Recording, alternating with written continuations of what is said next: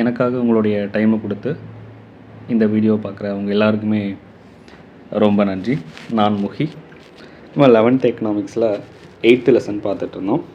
அதனுடைய இன்னொரு பார்ட் என்ன, பொதுத்துறை வங்கிகளும் தனியார் வங்கிகளும், பப்ளிக் செக்டார் பேங்க்ஸும் ப்ரைவேட் செக்டார் பேங்க்ஸும். ஓகே, அப்போ அரசாங்கத்துடைய பங்குகள் அது என்ன, பப்ளிக் செக்டார் பேங்க்ஸு நமக்கே ஒரு சிலதெல்லாம் தெரியும்ல.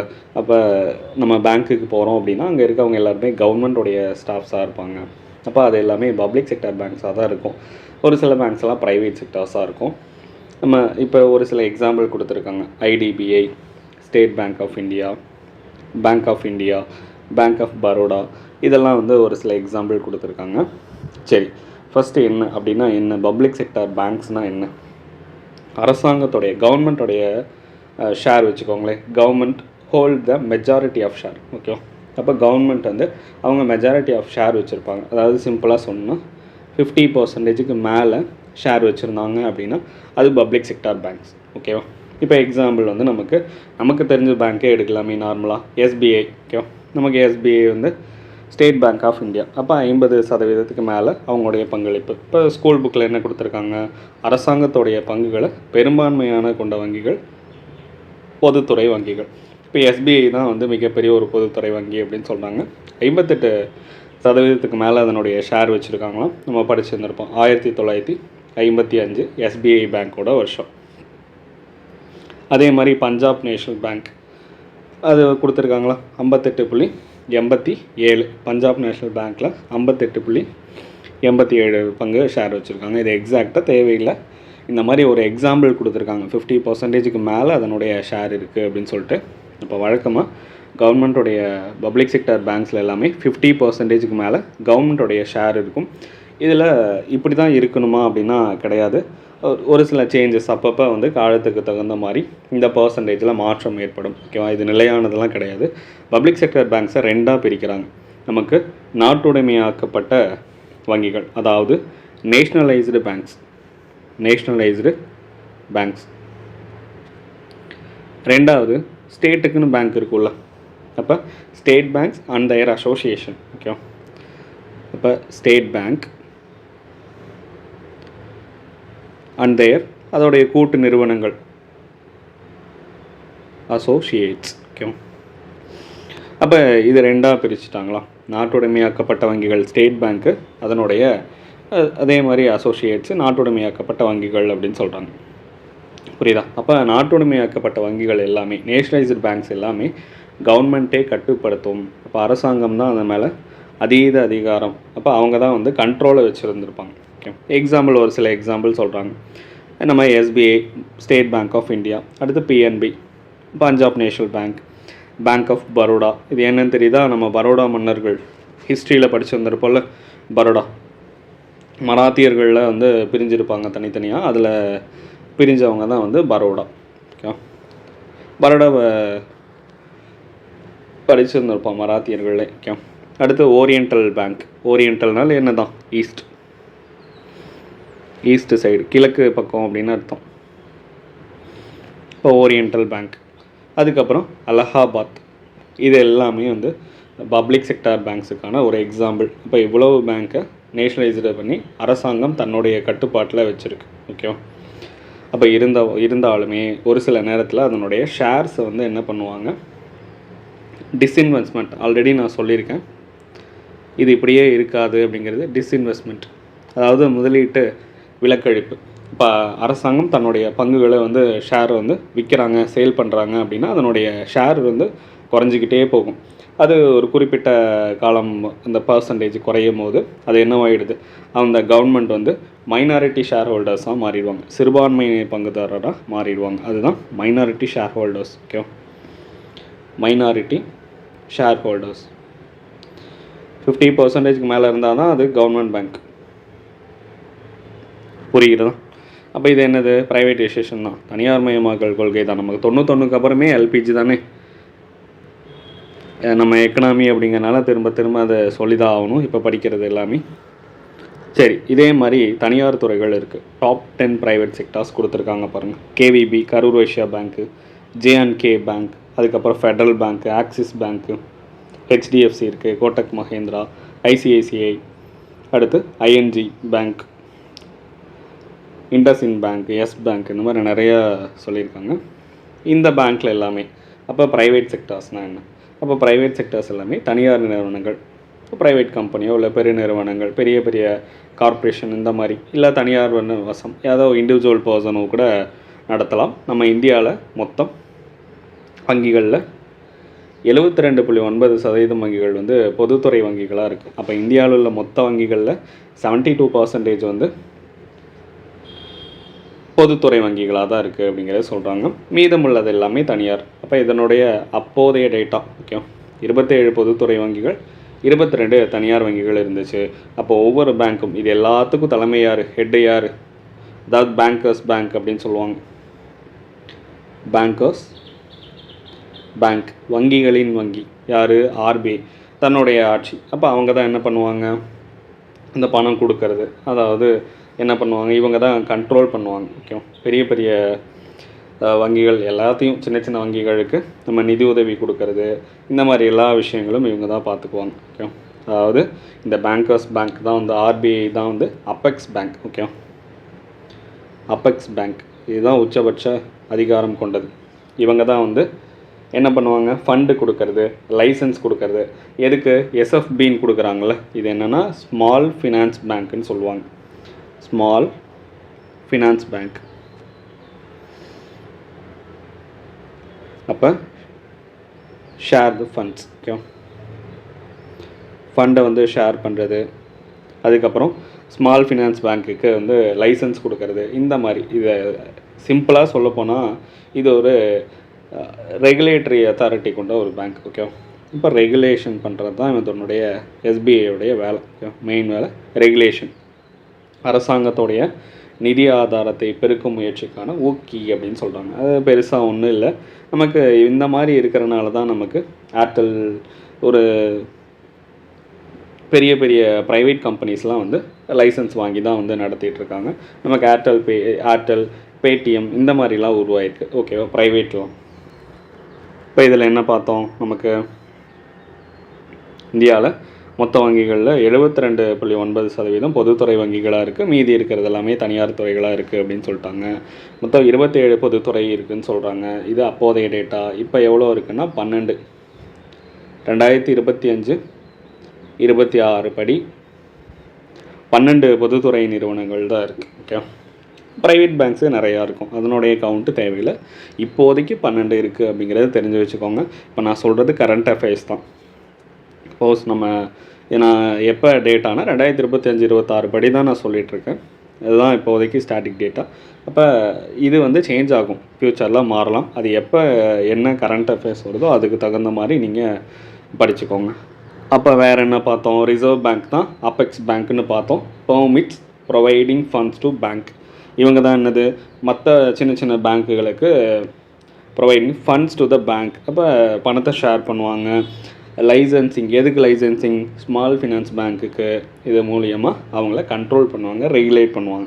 இதனுடைய ரிசல்ட்ஸ் தான் நமக்கு ஏர்டெல் பேமெண்ட் பேங்க், அதுக்கப்புறம் ஏர்டெல் பேமெண்ட் பேங்க்கும் பேடிஎம் பேமெண்ட் பேங்க், இந்த மாதிரிலாம் வந்து ப்ரைவேட்லாம் உருவாச்சு. ஓகே, அடுத்து nationalisation of banks. Nationalisation of banks, தேசிய மயமாக்கப்படல் வங்கிகள். அப்போ நாட்டு விடுதலைக்கு அப்புறம் இந்தியா ஒரு திட்டமிட்ட பொருளாதார கொள்கை, நம்ம 5 இயர் பிளான்லாம் கொண்டு போனல, அதை தான் அப்படி மென்ஷன் பண்ணுறாங்க. ஒரு பிளானடு எக்கனாமியை நம்ம ஃபாலோ பண்ண ஆரம்பித்தோம். அதுக்காக 1951 5 ஆண்டு திட்டங்கள், நம்ம 5 இயர் பிளானை வந்து ஆல்ரெடி டீட்டெயிலாக பார்த்துட்டோம். அப்படி யாரும் பார்க்க முடியாது, நம்ம எல்லாம் தனித்தனியாக பிரித்து பார்த்துருக்கோம். யார் எந்தெந்த 5 இயர் பிளான் சக்ஸஸ் ஆச்சு, ஃபெயிலியர் ஆச்சு, யார் யார் மாடல் வந்து சொன்னாங்க, எந்த வருஷம், அதுக்கு எல்லாமே ஷார்ட்கட்ஸோடு பார்த்துட்டோம். அதனால் 5 இயர் பிளான் பற்றி டீட்டெயிலாக சொல்ல வேணாம்னு நினைக்கிறேன். பொருளாதார திட்டமிடல், இப்போ நம்ம ஒரு பிளானடு எக்கானமி வச்சுருக்கோம் அப்படின்னா அதுக்கான நோக்கம், மெயினான அப்ஜெக்டிவ் என்ன அப்படிங்கிறது கேட்டாங்கன்னா சமூக நலம். ஓகே, அப்போ இதுக்கு தான் ஒரு பிளான்டு எக்கானமி இருக்கிறதுக்கான காரணமே சோஷியல் வெல்ஃபேர் தான் காரணம். அப்போ சோஷியல் வெல்ஃபேர் தான் மெயின் ரீசன். இப்போ இவ்வளோ பேங்க்கை வந்து தேசியமயமாக்கலுக்கான காரணம் சும்மா கிடையாது, கவர்மெண்ட்டுக்கு ஃபண்ட் வேணுமா அப்படிங்கிறத விட சோஷியல் வெல்ஃபேர், மக்களுடைய நலன் தான் வந்து முதன்மையானது. அப்போ சுதந்திரத்துக்கு முன்னாடியும் சரி பின்னாடியும் சரி வங்கிகள் தனியார், அதாவது வங்கிகள் தனியார் மயமாக இருந்துச்சு. அது லாபத்தை மட்டும்தான் அவங்க பார்த்துட்டு இருந்தாங்க. அப்போ இங்கே கிராமப்புற முன்னேற்றமோ இல்லை ஏழை விவசாயிகள், அப்போ நம்ம ஃபார்மர்ஸுக்கு ஏதாவது ஒரு உதவியோ எதுவுமே அவங்க மூலயமா கிடைக்கல. அப்போ அதனால் சோஷியல் வெல்ஃபேரை முதன்மையாக வச்சு பேங்க்கை தேசியமயமாக்குறாங்க. அப்போ நம்ம 2 முக்கியமான ஒரு ஈவெண்ட் வந்து நடந்திருக்கும் பேங்க்கை வந்து நேஷனலைசேஷன் ஆஃப் பேங்க்கில். அப்போ இது மூலயமா என்ன பண்ணியிருக்காங்க, அரசாங்கம் திட்டமிடலுக்கு சமூக இலக்குகள் என்னென்னலாம் டார்கெட்ஸ் வச்சுருக்காங்களோ அது எல்லாத்தையும் அடையிறதுக்கு இந்த நேஷனலைசேஷன் ஹெல்ப் பண்ணுச்சு. ஓகே, அப்போ கவர்மெண்ட் என்ன பண்ணுது, ஒரு 14 பெரிய கமர்ஷியல் பேங்க்ஸை ஜூலை 19, 1969, பாருங்களேன், 1969 ஜூலை 19, 1969 அப்படியே ரைமிங்காக வருது. 1969 ஜூலை 19. அப்போ யார், இந்திரா காந்தி அம்மையாருடைய பீரியட். 1969 ஜூலை 19 என்ன ஆயிடுச்சு, நாட்டுடைமை ஆக்குனாங்க. ஒரு 14 வங்கிகள், அப்போதைய அமௌண்ட் வந்து என்ன இருந்ததுன்னா வைப்பு தொகை 50 கோடி இருந்த பேங்க்குகள் எல்லாத்தையும் தேசியமயமாக்குனாங்க. அதுக்கப்புறம் 1980 ஏப்ரல் 15, ஏப்ரல் 15 நமக்கு ஏதாவது டே இருக்கா அப்படிங்கிறது உங்களுக்கான கொஷின். அப்போ ஏப்ரல் 15 ஒரு 6 பேங்க்கை வந்து நேஷனலைசேஷன் மாற்றுறாங்க, ஒரு கமர்ஷியல் பேங்க்கை.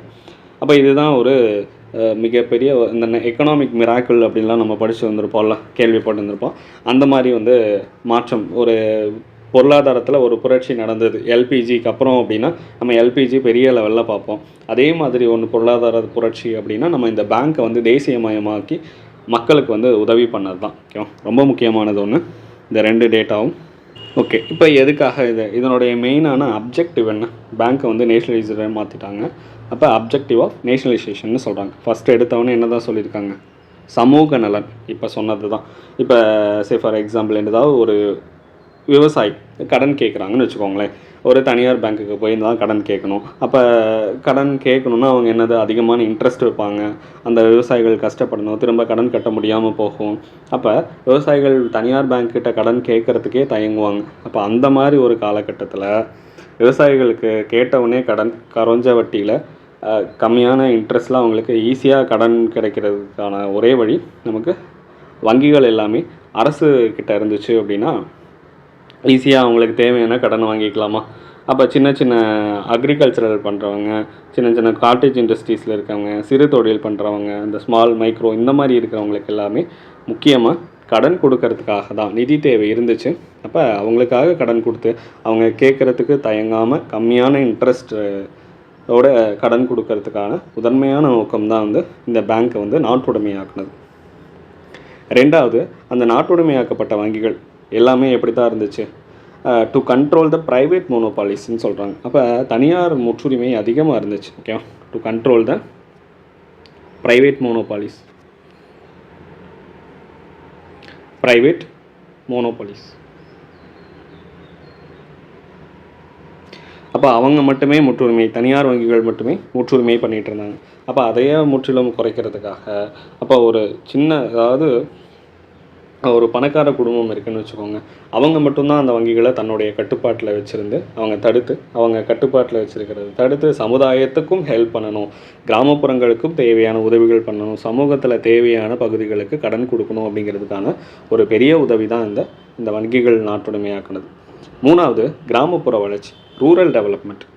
அப்போ இந்தியாவில் நம்ம என்னது 70% மக்கள் அப்போதைக்கு கிராமங்களில் தான் வாழ்ந்தாங்க. அப்போ அந்த கிராமங்களில் வாழ்ந்தவங்களுக்கு அந்த பகுதிகளில் ஏதாவது பேங்க் இருந்துச்சா அப்படின்னா கிடையாது. அப்போ அவங்க பேங்க்குக்கு போகணுன்னு என்னது, ஒரு கிராமத்துலேருந்து நகரத்துக்கு போக வேண்டிய சூழ்நிலை இருந்துச்சு. அப்போ கிராமப்புறத்தில் கடன் வாங்க முடியாத ஒரு சூழல் இருந்துச்சு. அதனால் கிராமப்புறங்கள்லேயும் என்ன பண்ணணும், கடன் வசதிகளை ஏற்படுத்தி தரணும். இதை ப்ரைவேட் வந்து பண்ண மாட்டாங்க. அப்போ கிராமப்புறங்கள்லேயும் அதாவது ப்ரைவேட் வந்து அங்கே கிராமப்புறங்களில் வைக்கணும்னா யோசிப்பாங்க, அவங்களுக்கான ப்ராஃபிட் இருக்குமா எல்லாமே, அது அவங்க சைட்லேருந்தே நியாயம். அப்போ கிராமப்புற மக்களுக்கு கம்மியான ரேட்டில் கவர்மெண்ட் சைட்லேருந்து ஏதாவது பண்ணணும்ல. அப்போ அதனால் கிராமப்புற மக்களுக்கும் வங்கிகளுடைய செயல்பாடுகள் ஊக்குவிக்கிறதுக்காக ரூரல் டெவலப்மெண்ட்டு இந்த கான்செப்டே. அப்போ ஒவ்வொரு கிராமத்துலேயும் நம்ம கனரா பேங்க், இந்தியன் பேங்க், இந்த மாதிரி என்னென்னலாம் பேங்க்கை வந்து கொண்டு வர முடியுமோ கவர்மெண்ட்டை, அந்த பேங்க்ஸ் எல்லாமே கொண்டு வரதுக்காக தான் இதுவும் ஒரு அப்ஜெக்டிவ் தான். அப்போ தேசியமயமாக்குறதுக்கான காரணம் முக்கியமான இதுவும் ஒரு காரணம். அடுத்து ரெடியூசிங் த ரீஜனல் இம்பேலன்சஸ். வங்கி வசதிகளே இல்லாத இடத்துல வட்டாரங்கள், அந்த ரீஜனலில் வந்து ஏற்றத்தாழ்வுகள் இருந்துச்சு.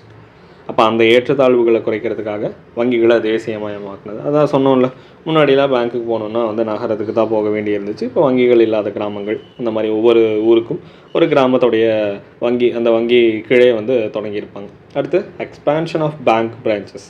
அதே தான், நம்ம நாட்டு விடுதலை ஆகிறதுக்கு முன்னாடி வங்கிகளோட எண்ணிக்கை பெரிய லெவலில் கிடையாது, இப்போ போதுமான அளவில் கிடையாது. அப்போ இப்போ என்ன பண்ணிட்டாங்க, நாட்டுடைமை ஆக்குனதுக்கப்புறம் எல்லா கிராமப்புறங்களையும் நகரப்புறங்களையும் புதுசாக வங்கிகளுடைய கிளைகள், ஒரு மெயின் பிரான்ச் இருக்குது அப்படின்னா அதனுடைய கிளைகள் எல்லா கிராமங்களையும் கொண்டு வந்துட்டாங்க.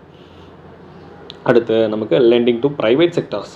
அப்போ தேசியமயமாக்கப்பட்டதுக்கப்புறம் வேளாண் துறை, அதை சார்ந்து உள்ள மற்ற துறைகளுக்கும் கடன் கொடுக்கறதுக்கான வசதிகளை ஏற்படுத்தி கொடுத்தாங்க. அப்போ நாட்டுடைமையாக்குனதுக்கப்புறம் வேளாண் துறை சார்ந்த பிற துறைகளுக்கும் கடன் வந்து கிடைக்க ஆரம்பிச்சது. அதுதான் முக்கியமானது. ஓகே, இப்போ எஜுகேஷன் லோன் வந்து விவசாயிகள் சார்ந்திருக்காங்கன்னா எஜுகேஷன் லோன் கொடுத்தாங்க, கிராப் லோன் கொடுத்தாங்க, எஜுகேஷன் லோனு, கிராப் லோனு, இப்போ இதெல்லாம் முக்கியமானது. அப்போ அது சார்ந்த பிற துறைகளுக்கும் அதிகமான கடன் வந்து கொடுக்க ஆரம்பித்தாங்க. அடுத்து எல்பிஜி கொண்டு வந்ததுக்கப்புறம் புதிய பொருளாதார கொள்கை 1991 அப்புறம் நிறையா இந்திய வங்கித்துறை பன்முக போட்டி திறமை, அதாவது அவங்களுக்குள்ளே என்னது காம்படிஷன் ஃபேஸஸை, காம்படிஷன், எஃபிஷியன்சி, சேலஞ்செலாம் இருந்துச்சு. அப்போ நமக்கு கிராமப்புறங்கள், இந்த பகுதிகளெலாம் குடிசை பகுதியில் வாழக்கூடிய மக்கள் அவங்களுடைய கடன் தேவைக்கு உள்ளூரில் கடன் வாங்குறது தான் சார்ந்து இருக்க வேண்டியதாக இருந்துச்சு. அப்போ அதை எல்லாத்தையும் மாற்றி வங்கிகளை மயமாக்கல்ங்கிறது சக்ஸஸ்ஃபுல்லாக கொண்டு வந்திருக்காங்க. ஓகேங்களா, இப்போ சின்னதாக ஒரு ரீகேப் மாதிரி பார்க்கணுன்னா 1955 எஸ்பிஐ வந்து உருவாச்சு. 1969 14 பேங்க்கு, 50 கோடி தேசியமயமானது. அடுத்து 1980 6 பேங்க் 200 கோடி, அது எல்லாத்தையுமே தேசியமயமாக்குனாங்க. அடுத்து 1991 எல்பிஜி கொண்டு வந்தாங்க, புதிய பொருளாதார கொள்கை. 2014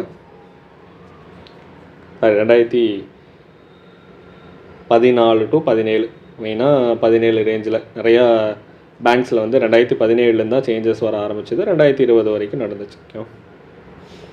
நமக்கு பெரிய ஒரு சேஞ்சஸ் அப்படின்னா 2020 தான் பெரிய ஒரு சேஞ்சஸ். நம்ம அந்த 12 பேங்காக குறைஞ்சதில்ல, பப்ளிக் செக்டார் பேங்க்ஸ், பிஎஸ்பின்னு சொல்லுவாங்க, அது 2020 ரேஞ்சில். நம்ம படித்ததை மொத்தமாக ஒரு பாக்ஸில் கொண்டு வந்துட்டாங்க பாருங்கள். 1969 50 கோடிக்கு மேலே வைப்பு தொகை கொண்ட 14 பேங்க்கை தேசியமயமாக்கியிருக்காங்க. அடுத்து 1980 200 கோடிக்கு மேலே இருந்த 6 பேங்க்கை வந்து தேசியமயமாக்கியிருக்காங்க. டேட்டோடு கொடுத்துருக்காங்க 19 ஜூலை 1969. இங்கே வந்து ஏப்ரல் 15 1980. நம்ம எப்படி ஞாபகம் வச்சுக்கலாம்னா, இவ்வளோ பேங்க்ஸை படிக்கணுமான்னா தேவையில்லை, ஷார்ட்கட்டு கண்டிப்பாக சொல்லணுமா, சரி ஏபிசி பொய் அப்படின்னு ஞாபகம் வச்சுக்கோங்க. ஏபிசி பொய். Okay, A for Allahabad. இந்த அளவுக்கு தேவையில்லைங்க, ஏன்னா பேங்க் வந்து 2020 மட்டும் நமக்கு தெரிஞ்சால் போதும். இருந்தாலும் சொல்கிறேன், சும்மா ஞாபகம் தெரிஞ்சு வச்சுக்கோங்க, அவ்வளோதான். B for bank of Baroda. Okay, Baroda, bank of India. பிங்கிறது பேங்க் ஆஃப் இந்தியா. அடுத்து பிங்கிறது பேங்க் ஆஃப் மகாராஷ்டிரா. அதாவது பேங்க் ஆஃப் பரோடா வந்து மகாராஷ்டிராக்குள்ளே இருக்குது, மகாராஷ்டிரா இந்தியாவுக்குள்ளே இருக்குது அப்படின்னு ஞாபகம் வச்சுக்கோங்க. A for Allahabad. அடுத்து சி ஃபார் கனரா. கனராவும் சென்ட்ரல் பேங்க்கும். ஓகே, அடுத்து P for Punjab national bank. ABC பொய்யா.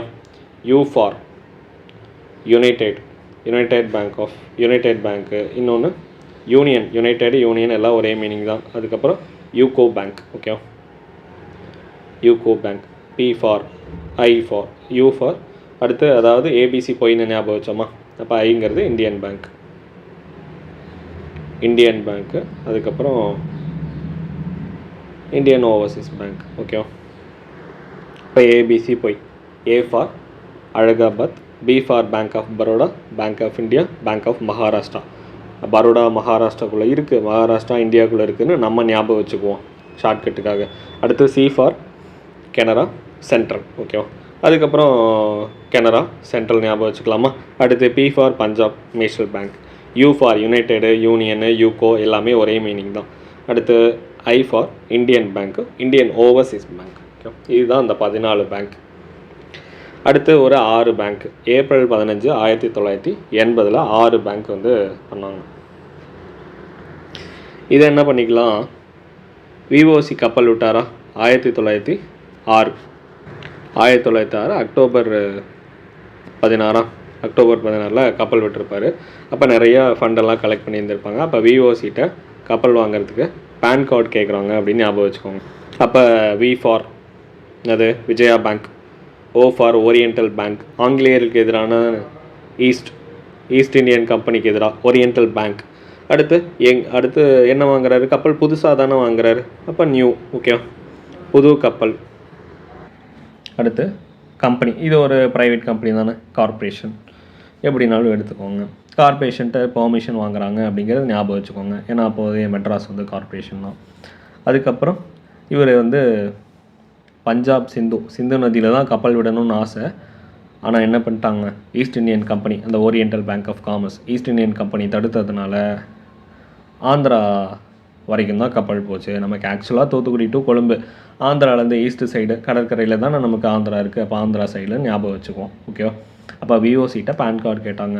V for Vijaya bank, O for oriental bank, C for corporation bank, P for Punjab and Sindh, அதுக்கப்புறம் பஞ்சாப் அண்ட் இண்டஸ்னு வரும்.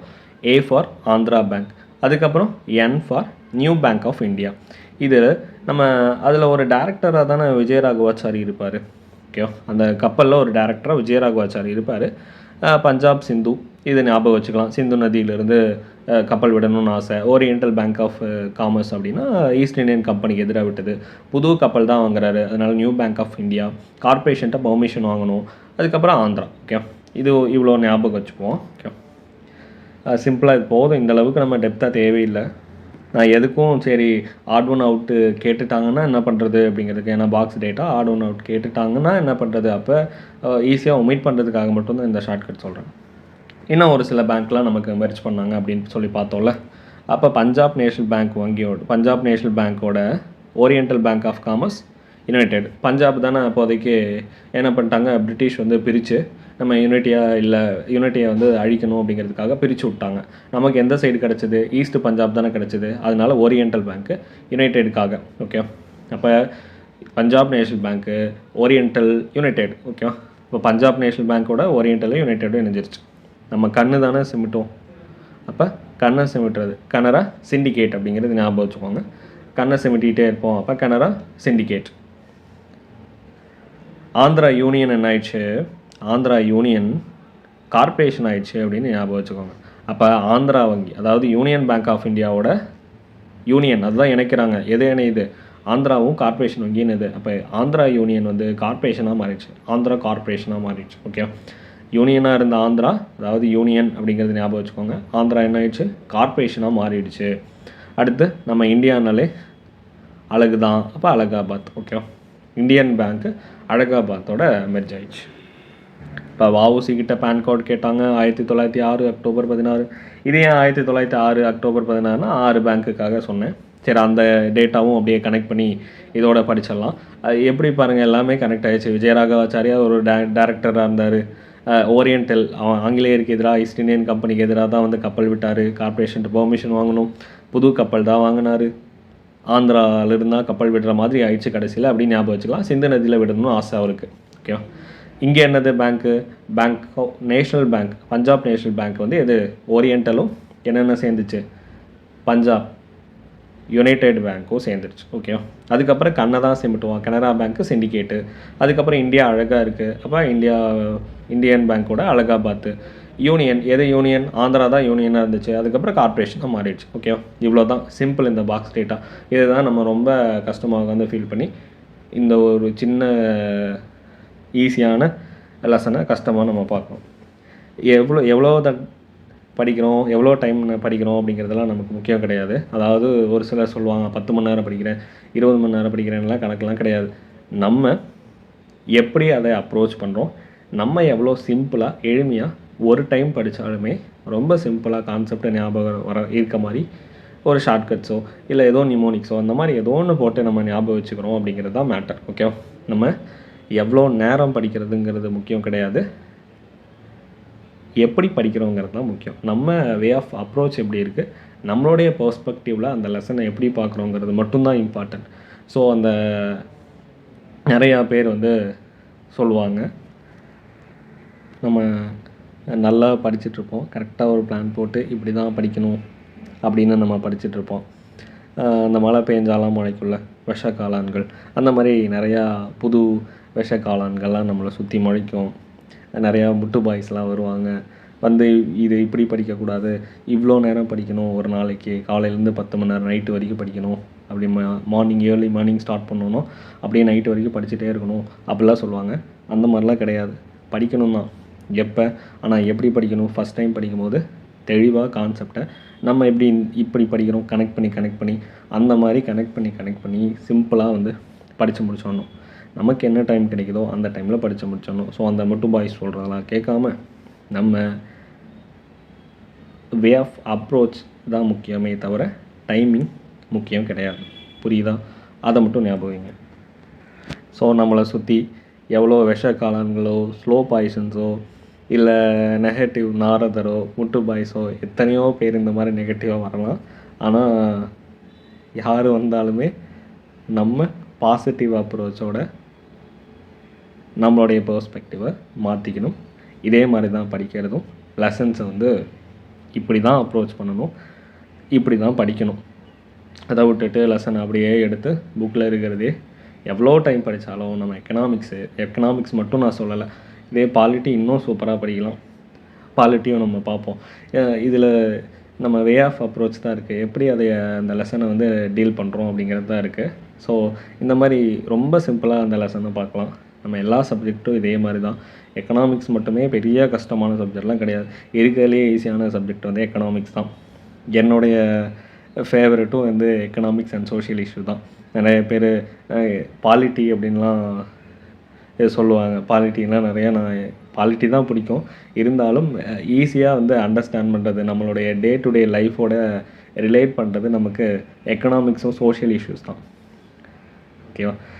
ஸோ எனக்கு அது பிடிச்சது. அதே மாதிரி உங்களுக்கு இருக்கும். ஸோ அந்த பிடிச்சது அப்படிங்கிறத எவ்வளோ ரசித்து படிக்கணும் அப்படிங்கிறது ஞாபகம் வச்சுக்கோங்க. சும்மா இதை மனப்பாடம் பண்ணக்கூடாது. அதாவது நுனிப்புல்லாம் மேயாமல் எவ்வளோ ரசித்து அதோடைய டெப்த்து ஆழம் பார்த்தணும் அப்படின்னு சொல்லுவாங்கள்ல, எவ்வளோ ஆழம் இருக்கோ அவ்வளோ டெப்த்தாக போய் நம்ம அண்டர்ஸ்டாண்ட் பண்ணிக்கணும்.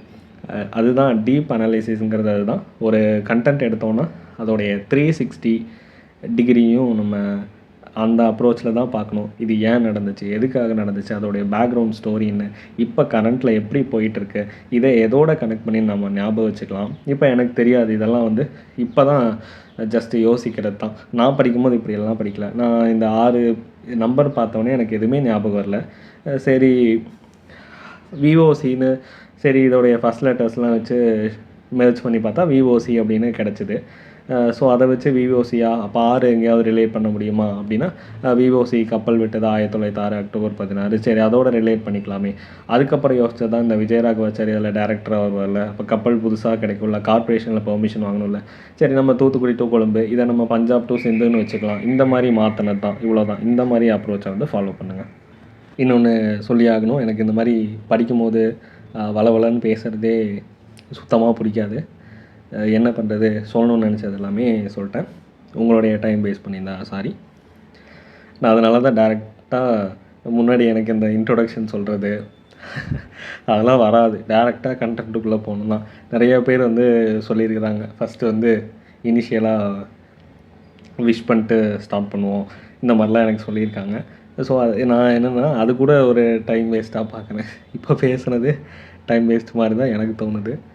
ஸோ இது இங்கே டைம் வேஸ்ட் பண்ணியிருந்தா சாரி. நெக்ஸ்ட்டு பார்ட்டில் கண்டிப்பாக இன்னும் நிறைய டேட்டா பார்ப்போம். உங்களுக்கே தெரியும் எப்படி பார்ப்போம் அப்படின்னு, எவ்வளோ எக்ஸ்ட்ரா டேட்டா கவர் பண்ணிருக்கோம். ஸோ அது வரைக்கும் ஸ்டே டியூன்.